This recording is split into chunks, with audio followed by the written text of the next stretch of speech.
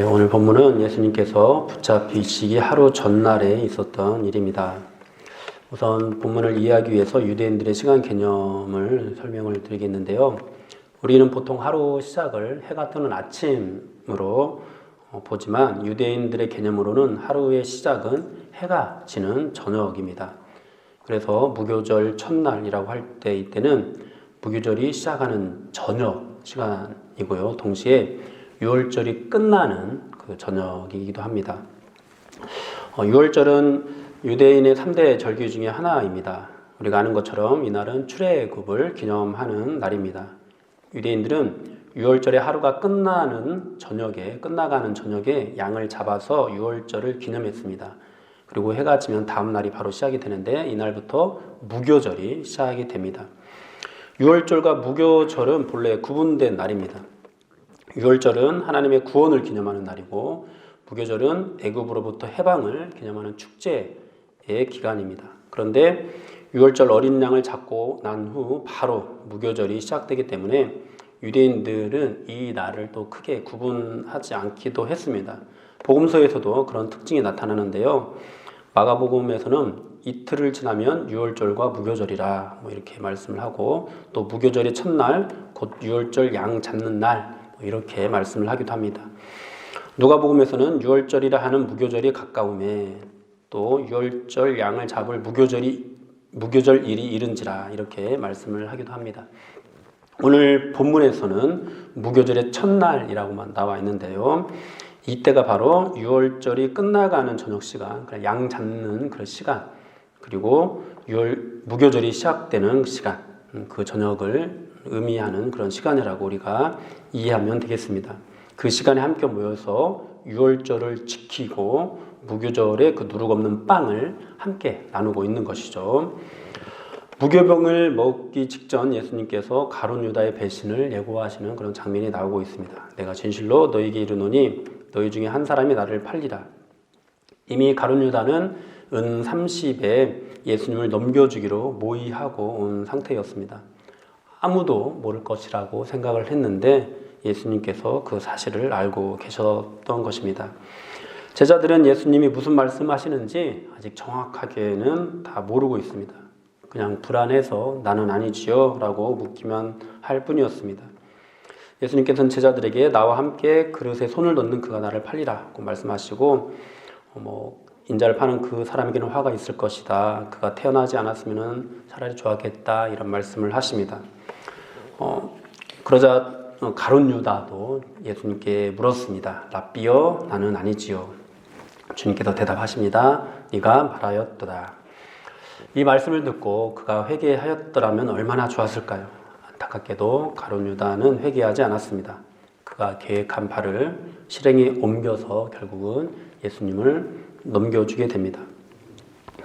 사랑하는 여러분, 참 예수님을 따라다니고 예수님의 모든 말씀을 다 듣고 또 예수님의 모든 기적을 다 경험하고서도 이처럼 예수님을 배반하는 사람이 있습니다. 평생 신앙생활을 하면서도 결국에는 예수님을 배반하게 되는 사람들이 있다는 거죠. 무엇이 가룟 유다를 배신하게 했을까요? 무엇이 또 우리로 하여금 신앙을 버리게 만들어 버릴까요? 가룟 유다가 왜 예수님을 배반했는지에 대해서 성경에서는 명확하게 말씀하고 있지는 않습니다.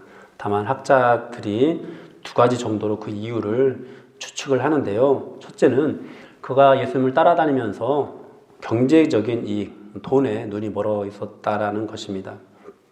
그리고 두 번째는 그가 예수님이 전하는 복음, 자꾸만 십자가에 죽을 거라고만 하니까 예수님이 전하시는 그 복음에 실망을 했다는 겁니다.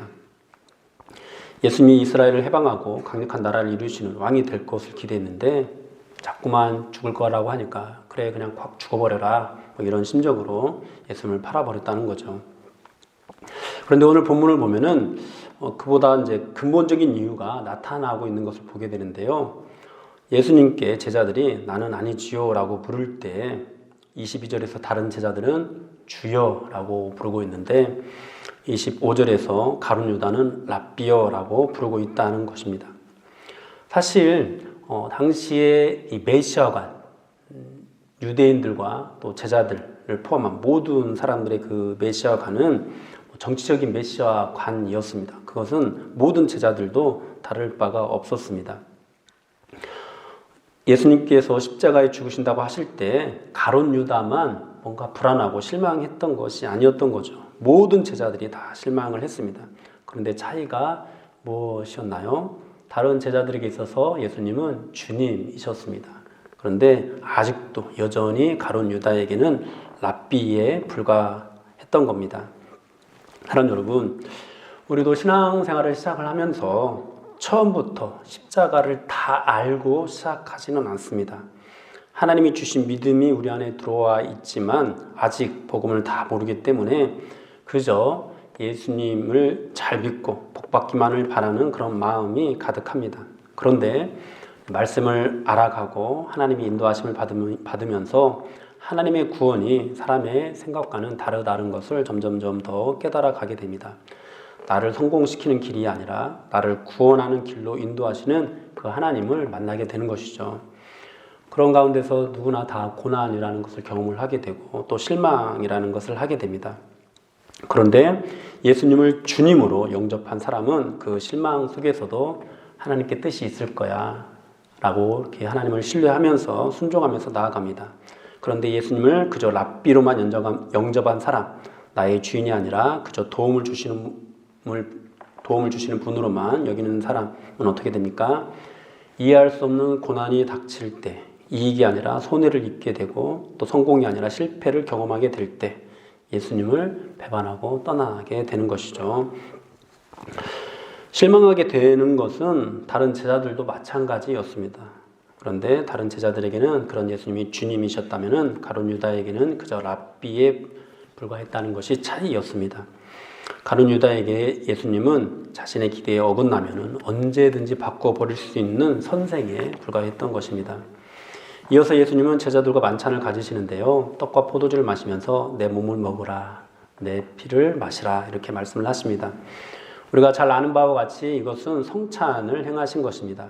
성찬은 이스라엘 백성들이 어린 양의 피를 문설주에 바르고 죽음이라는 재앙을 면했던 것처럼 우리가 예수님을 피 흘리심으로 심판을 면하고 구원을 받게 된다라는 것을 상징합니다. 이것을 행하면서 주님께서는 우리에게 주님을 먹고 마시라, 이것을 또 날마다 행하라 이렇게 가르치시는데요. 주님을 먹고 마시는 의미가 요한복음 6장에서도 잘 나와 있습니다. 요한복음 6장을 보면은 오병이어 사건 이후에 주는 말씀인데요. 예수님이 곧 생명의 떡이라고 말씀을 하십니다. 이스라엘 백성들이 광야에서 만나를 먹었던 것처럼 예수님을 먹어야 한다라고 말씀을 하십니다. 만나를 먹은 사람은 다 죽었지만은 예수님의 피와 살을 먹고 마시는 사람은 생명을 얻고 영생을 얻을 것이다 이렇게 말씀하십니다. 여러분, 예수님은요 우리의 참된 양식이 되시고 참된 음료가 되시는 분이십니다. 예수님은요 우리가 처음 예수 믿을 때, 그래서 처음 회개할 때만 먹고 마시는 그런 분이 아닙니다. 이스라엘 백성들이 날마다 만나를 먹었던 것처럼 우리도 날마다 예수님을 먹고 마셔야 합니다. 어린 양의 피로 구원을 받았다는 그 사실을 날마다 매 순간마다 기념하고 또 기억해야 되는 것입니다. 그것이 우리의 양식과 음료가 된다라고 말씀을 하고 있습니다. 사랑하는 여러분, 여러분은 날마다 이 구원의 감격을 기억하고 기념하고 있습니까? 지난날에 경험했던 구원의 기쁨, 감격 말고 오늘 아침에도 지금 이 순간에도 주님의 피와 살을 먹으면서 나아가고 있습니까? 여러분, 주님을 먹고 마신다라는 것이 어떤 의미가 있을까요? 우리는 주님을 먹고 마신다고 할 때 흔히 예수님이 말씀이시니까 말씀을 먹어야 한다 이렇게 적용을 하기도 하는데요. 좋은 적용입니다.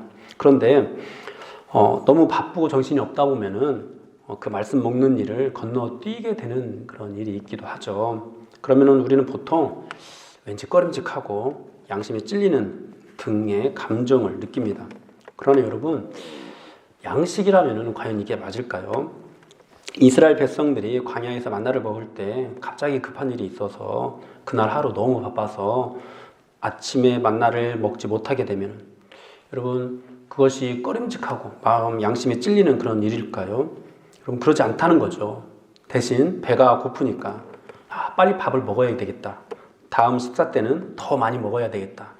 이런 생각을 하겠죠. 여러분, 우리가 믿음이 있다면은, 예수님의 피와 살로 생명을 얻었다면은, 오늘 하루 양식을 먹지 못하게 된다면은 그것은 양심에 찔리는 일이 되어서는 안 됩니다. 배가 고파야 되는 일입니다. 하나님께서는 그렇게 우리가 예수님을 먹고 마시는 일에 대해서 갈급하기를, 날마다 사모하기를 원하십니다.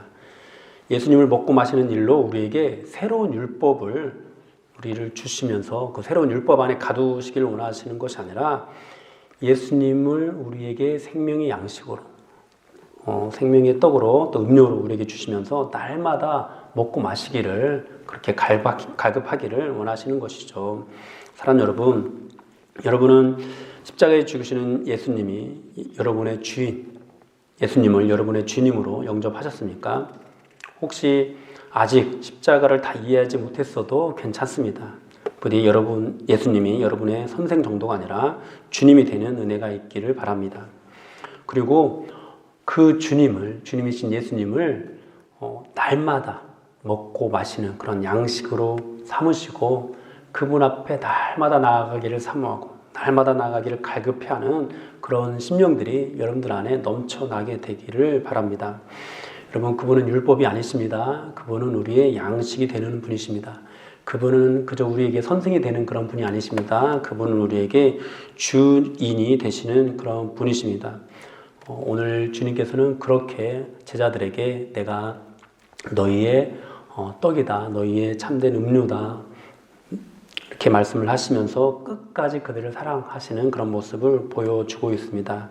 사랑하는 여러분, 우리가 그런 주님을 우리의 주님으로 영접을 했고 또 그런 주님을 그 주님 앞에서 날마다 우리의 죄를 생각하면서 그분을 먹고 마시는 그런 사람이라면은 우리도 모든 사람을 끝까지 사랑하는 그런 삶으로 나아갈 수 있어야 되겠습니다. 부디 여러분이 처음 예수 믿을 뿐만 아니라 모든 수고와 노력을 다한 후에도 또 값진 향유 옥합을 부어드리고 목숨까지도 그분을 위해 바친 후에도 어떤 열정으로 또는 어떤 보상을 바라면서 나아가는 것이 아니라 여전히 그분의 용서가 필요한 예수님의 피와 살을 먹으면서 나아가는 그런 우리가 될 수 있기를 바랍니다. 그래서 이해가 되지 않는 그런 순간들에도 주님께 실망을 하게 되는 그 순간에도 끝까지 예수님이 우리 주님이 되고 끝까지 우리가 주님을 섬기는 삶을 살아낼 수 있기를 바랍니다. 이 시간 우리 같이 기도할 때 주님, 우리가 예수님을 정말 우리의 주님으로 온전히 모셔드릴 수 있도록 우리에게 은혜를 베풀어 주십시오. 그리고 그 예수님을 우리 안에 모셔드릴 때 날마다 우리가 주님을 우리의 양식으로, 우리의 음료로 먹고 마실 수 있는 우리가 되게 해주십시오. 이것이 우리 안에 율법으로 자리 잡아서 이것을 하지 않으면 마음에 찔리게 되는 것이 아니라 이것을 하지 않게 되는 일이 있을 때 더 많이 먹고 싶어하는, 더 막 갈급하게 되는 그런 마음들이 우리 안에 가득 넘쳐나게 해주십시오. 그렇게 우리가 주님께 나아가게 해달라고 주여 3번 외치고 기도하도록 하겠습니다.